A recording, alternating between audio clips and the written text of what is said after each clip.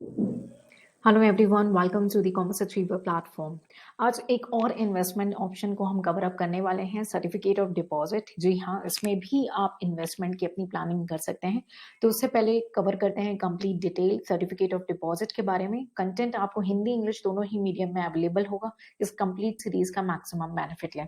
तो certificate of deposit जो है हमारा, ये एक तरीके का हमारा मनी मार्केट इंस्ट्रूमेंट है। हमने ऑलरेडी डिस्कस कर लिया कि मनी मार्केट इंस्ट्रूमेंट क्या है। ये अनसिक्योर्ड है, इसमें कोई सिक्योरिटी नहीं है, नेगोशिएबल है, यानी आप ट्रांसफर कर सकते हैं, किसी को भी दे सकते हैं। शॉर्ट टर्म इंस्ट्रूमेंट है, ये लेस देन 1 ईयर का ये इंस्ट्रूमेंट है इन द बियरर फॉर्म। ठीक है, इसे इशू कौन करता है? इसे इशू कर सकती है हमारी कमर्शियल बैंक या डेवलपमेंट फाइनेंशियल इंस्टीट्यूशन। इस जो है सर्टिफिकेट ऑफ डिपॉजिट को इशू कर सकती है। ठीक है, जनरली जो हमारा सर्टिफिकेट ऑफ डिपॉजिट है वो फर्स्ट टाइम इशू हुआ था जून 1989 में। ठीक है, जिसे सबसे पहले हमारी शेड्यूल कमर्शियल बैंक ने, जिसमें हम रीजनल रूरल बैंक को अगर हटा दें तो हमारी शेड्यूल कमर्शियल बैंक्स ने इशू करना स्टार्ट किया था।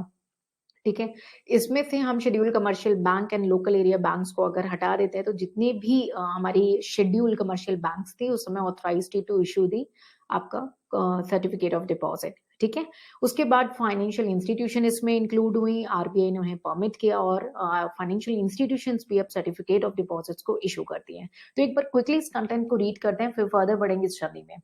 Certificate of deposit, that is we called as a CDs, are unsecured, negotiable, short-term instrument in bearer form, which is issued by the commercial bank and the development financial institution. When we talk about the history, the certificate of deposit were introduced in June 1989. Only the scheduled commercial bank, excluding the regional rural bank and local area banks, were allowed to issue them initially. Financial institutions were permitted to issue the certificate of deposit within an umbrella limit fixed by the Reserve Bank of India, that is Reserve Bank in 1992. तो ये हमने एक brief history के बारे में समझा।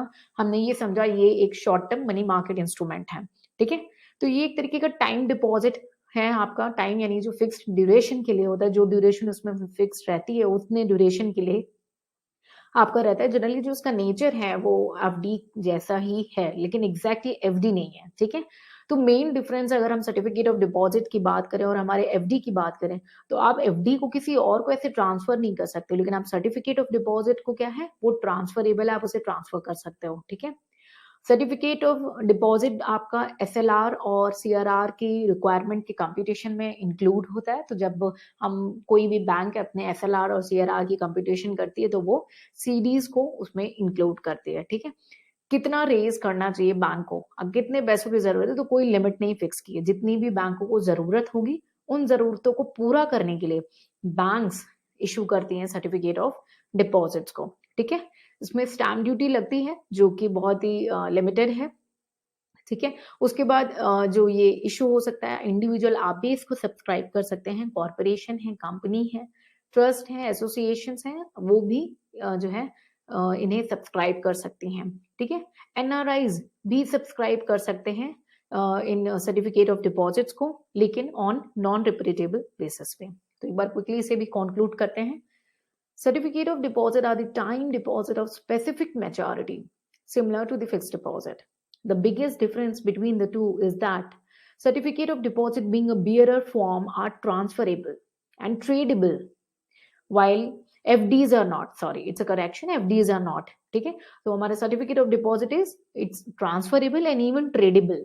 ठीक है, उसके बाद like other time deposit, certificate of deposit are subject to SLR and CRR requirement. There is no ceiling on the amount to be raised by bank. Suppose a bank need an amount of money for meeting its requirement, short-term requirement, then bank can issue the certificate of deposit. Okay, there is no limitations on the amount that need to be taken by the banks. The deposits attract stamp duty as applicable to the negotiable instruments.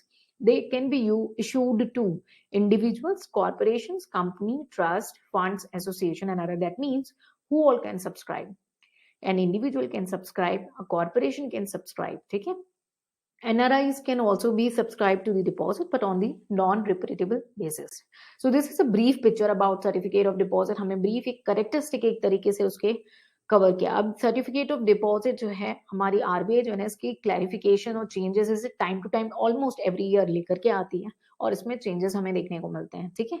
तो ये जो आपका session है ये updated session है, तो हम basic idea with changes को हमारे प्रेजेंट जो अपडेट्स है उसके अकॉर्डिंग कवर करेंगे। तो सर्टिफिकेट ऑफ डिपॉजिट जो है हमारी शेड्यूल कमर्शियल बैंक ये तो फर्स्ट आई थी, ठीक है। अब रीजनल रूरल बैंक भी इशू कर सकती है, ठीक है, और हमारी स्मॉल फाइनेंस बैंक भी इशू कर सकती है, यानी all India financial institution issue करती है, लेकिन आरबीआई उनपे थोड़ी सी रिस्ट्रिक्शन एंड प्रोटोकॉल फॉलो करता है, ठीक है। तो पहले रीजनल रूरल बैंक नहीं थी, आपको याद हो जब इनिशियली हमारा आया था सर्टिफिकेट ऑफ डिपॉजिट, लेकिन उसके बाद जो है रीजनल रूरल बैंक भी एंड स्मॉल फाइनेंस बैंक भी जो है सर्टिफिकेट ऑफ डिपॉजिट को इशू कर सकते हैं, ठीक है, अपनी मतलब नीड को पूरा करने के लिए। इसमें इन्वेस्ट कौन कर सकता है? सारे पर्सन्स इन्वेस्ट कर सकते हैं रेजिडेंट इन इंडिया में डायरेक्टली, और हमने एनआरआई के बारे में भी देखा, वो भी इनडायरेक्टली इन्वेस्ट कर सकते हैं। सर्टिफिकेट ऑफ इशू जो है वो डिस्काउंट पे इशू होता है, ठीक है, और पार पे वैसे मिल जाते हैं। फॉर एग्जाम्पल इशू हुआ से 98.20 रुपीज पे और फाइनल इसकी फेस वैल्यू थी 100 रुपए, तो एक्स डेज के बाद या मंथ के बाद आपको 100 रुपए मिल जाएंगे, यानी आपने उसे 98.20 रुपीज में बाय किया था और आपको मिल रहे कितने 100 रुपए, तो यानी आपको पता है आपको कितनी अमाउंट मिलने वाली है, ठीक है। तो certificate of deposit may be issued at discount to the face value. It may also be issued on a fixed or floating rate.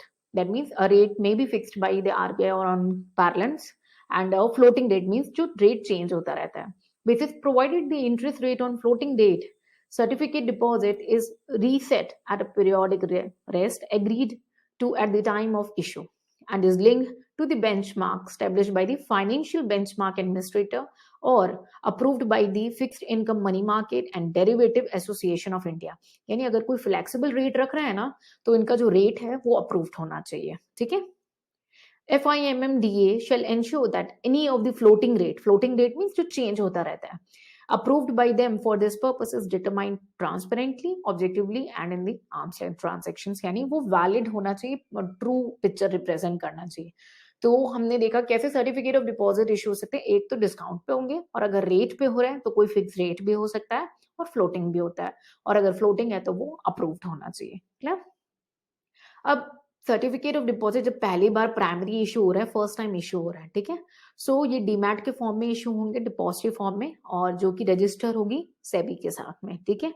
Minimum जो डिनोमिनेशन होगी 5 लाख की होगी in the multiple of 5 lakh. देखिए पहले कुछ और लिमिट थी, अब 5 लाख हो गई है, और आने वाले टाइम में मे भी कोई चेंजेस आते हैं, तो इसके जो चेंजेस हैं वो आपको अपडेटेड रखने पड़ेंगे, ठीक है। The tenure of certificate of deposit at issuance shall not be less than 7 days and shall not exceed 1 year, यानी कम से कम 7 दिन का तो होना ही चाहिए और मैक्सिमम 1 ईयर, ठीक है। लेकिन बैंक जो हमारी इशू करती है वो 7 डेज से 1 ईयर के बीच में जो है इशू करती है सर्टिफिकेट ऑफ डिपॉजिट्स को, लेकिन एक जो हमारी फाइनेंशियल इंस्टीट्यूशंस इंक्लूड हुई है वो 1 ईयर से 3 ईयर्स के बीच में सर्टिफिकेट ऑफ डिपॉजिट को इशू कर सकती है, ठीक है। So let's conclude quickly. Certificate of deposit shall be issued only in dematerialized form and held with a depository registered with SEBI. CDs shall be issued in a minimum denomination of rupees 5 lakh and in multiple of 5 lakh, yani 5, 10, 15, 25 like this, okay. The tenure of certificate of deposit at issuance shall not be less than 7 days and shall not exceed 1 year. That means it can be equal to 1 year. Bank can issue these CDs for maturities from 7 days to 1 year. Whereas eligible financial institution can issue for the maturities of 1 year to 3 year. Certificate of deposit shall be issued on a T1 basis where T represent the date of closure of the offer period for the issuance of the certificate, यानी किस तरीके से किस date के basis पे issue होगा certificate of deposit, primary market में उसे मेंशन किया गया है। अब आती है सेकेंडरी मार्केट की बात, जहां पे ट्रेडिंग वगैरह की बात होगी, सेटलमेंट की बात होगी, तब कैसे काम करेगा, क्योंकि सर्टिफिकेट ऑफ डिपॉजिट के बारे में हमने समझा ये ट्रांसफर भी हो सकता है और ये ट्रेड भी हो सकता है। तो अब ये जब सेकेंडरी मार्केट में डील होने लगता है, आई बिलीव आपको प्राइमरी और सेकेंडरी मार्केट के बारे में क्लियर हो, अगर नहीं है तो उसकी वीडियो की लिंक शेयर कर देंगे, आप उसे डेफिनेटली कवर अप कर लें। तो सेकेंडरी मार्केट में ट्रेडिंग हो रही है और सेटलमेंट है, तब सीडीएस कैसे चल रही है, ओवर द काउंटर मार्केट में ये ट्रेड होते हैं, ठीक है। इलेक्ट्रॉनिक ट्रेडिंग प्लेटफॉर्म हो या रिकॉग्नाइज्ड स्टॉक एक्सचेंजेस हो, वहां पे आरबीआई की अप्रूवल के बेसिस पे सीरीज जो है आपके ट्रेड करना पॉसिबल है, ठीक है। सेटलमेंट जो होती है ओटीसी की वो T+0, यानी जब आपने वाइंड अप किया जो क्लोजर डे है उसके 0 या +1 डे में हो जाती है, ठीक है। सारे जो सेकेंडरी मार्केट के ट्रांजेक्शन है सीडी से रिलेटेड, ठीक है, वो डीपीवी बेसिस पे होते हैं, ठीक है? वो मतलब कि आपको कब पैसे मिलेंगे, आपने जब पैसे विथड्रॉ किए, सेम डे या नेक्स्ट डे, ये उन सारी चीज़ों के बारे में बताता है, ठीक है? तो एक बार क्विक रीडिंग करते हैं। Secondary market, trading venues and settlement.